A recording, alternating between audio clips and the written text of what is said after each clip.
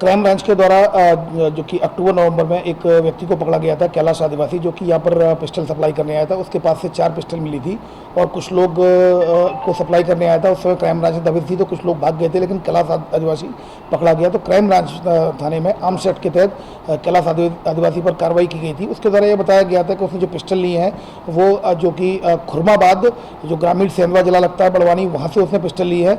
और उसने उसका नाम बताया था कि सोहन सिंह सिकली चावला है, जो सिकलीकर है, उससे उसने पिस्टल ली है। और तो उसमें वो उसको आरोपी बनाया गया था, सोहन सिंह चावला को। क्राइम ब्रांच लगातार इलेक्शन के समय से भी और लगातार उसके बाद भी लगातार दबिश दे रही थी। आज पुख्ता सूचना मिलने पर जो एसआई इंगले की टीम के और उनकी टीम के द्वारा, क्राइम ब्रांच की टीम के द्वारा वहाँ जाकर घेराबंदी की गई। तब एक आरोपी हिरासत में लिया गया, जिसका नाम था सोहन सिंह चावला। इसके कब्जे से 5 पिस्टल मिली हैं और ये खुरमाबाद ग्रामीण सेंधवा जिला बड़वानी का रहने वाला है। इससे जब पूछताछ की गई तो उसके द्वारा बताया गया कि ये पूर्व में कभी भी नहीं पकड़ा गया, ये पहली बार पकड़ा गया है। लेकिन इसका भाई जो बलवीर सिंह चावला भी हाल ही में सेंधवा पुलिस के द्वारा पकड़ा गया था, उसके कब्जे एक फैक्ट्री का भी फैक्ट्री पकड़ी गई थी इसके भाई बलवीर चावला की। उस फैक्ट्री में लगभग 25 देसी कट्टे और पिस्टल मिली थी। उस पर आर्म्स एक्ट के तहत कार्रवाई की गई थी।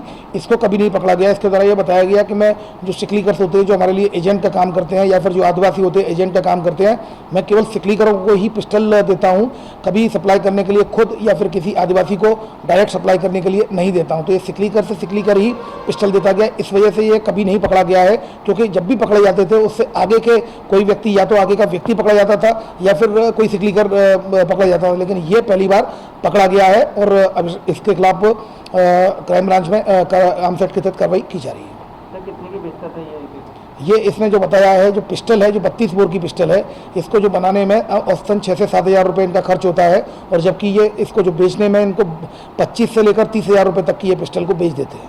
ये डिपेंड होता था, अगर कोई बाहर के ग्राहक आते थे जैसे कि राजस्थान, यूपी, तो उनको 50 हज़ार तक भी ये पिस्टल बेचते थे। यहाँ बेचने आया था कि कहाँ? नहीं, जैसा कि मैंने बताया, हमारी टीम को खबर मिली थी कि ये जो सिकलीकर है ये निर्माण का काम कर रहा है, तो इसको उसी के आधार पर उसको वहाँ से उठाया।